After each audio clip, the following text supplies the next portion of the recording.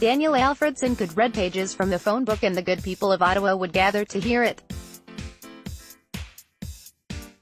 When Alfie speaks, the community listens, whether the topic is mental health, the state of the Ottawa Senators, or life as a hockey dad and minor league coach, away from the fray.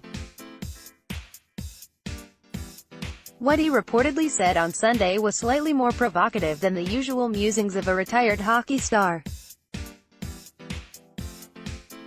At what was expected to be the rather innocuous launch of Mayor Jim Watson's re-election campaign, surprise guest Alfredson made a comment that blew up on social media. "We've talked a lot. We've talked about the future of the Ottawa Senators and its ownership, and we agree," Alfredson said to former Ottawa Sun columnist Susan Sharing, now a blogger.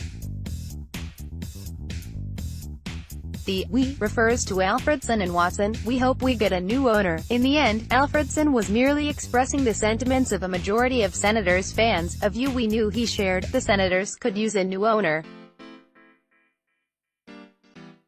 But this was Alfie talking, Alfie who twice left Melnick's organization, once as a player and later as part of management, and that magnified its significance. Ironically, the Ottawa season long since over, fans have been doing their research on teen prospects as the NHL entry draft approaches.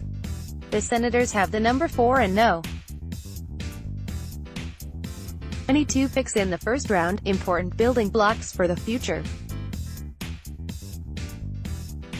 Now, the talk of Ottawa's ownership returns to the front burner.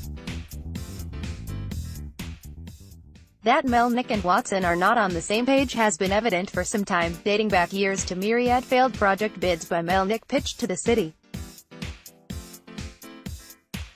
A little over a month ago, Watson felt compelled to speak out after Melnick said he was hedging on the Le Breton Flats proposal because he was concerned about other developments planned for the area. "Maybe the hockey club should just stay in Canada," Melnick mused. Whether that was posturing in the midst of negotiations to finance the massive Rendezvous Le Breton plan isn't clear, but after Watson's well-traveled "Are you serious?" comment, the mayor and Melnick's office spoke of clearing the air in a meeting. Jeff Pablo, vice president of strategic development for the Senators, told the mayor's office that Melnick was willing to meet with Watson in the coming weeks. This was on or about April 26. More than a month ago. Still, nothing but the sound of crickets on this supposed chit-chat while the National Capital Commission continues to sit on eggshells insofar as making progress and keeping peace.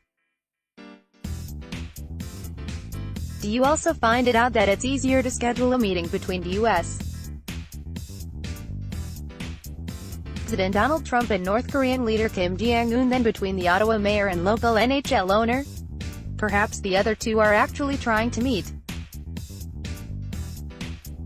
If it is this difficult to get two important parties to the table on a development project that will shape the future look of downtown Ottawa for decades to come, it begs the question, is any progress being made on the file?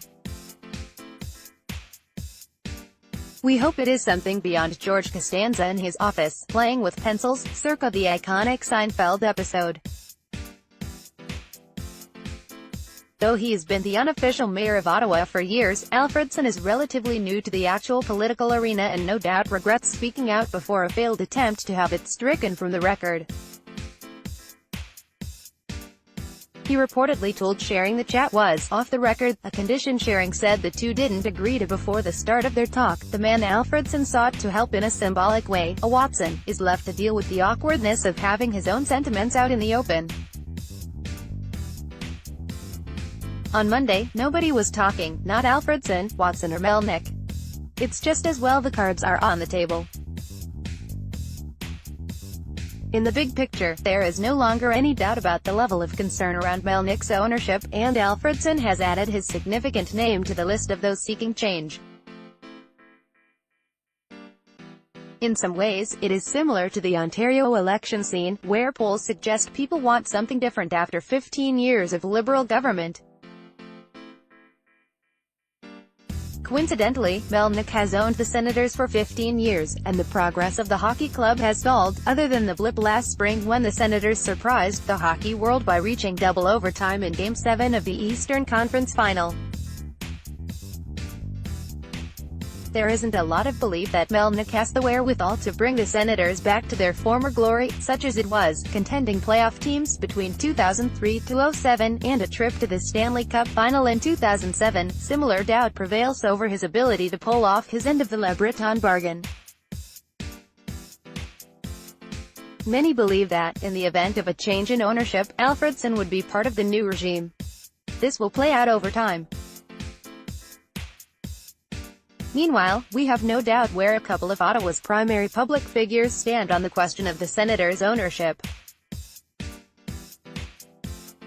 The worst-kept secret in town is finally out. Scanlon at Postmedia.com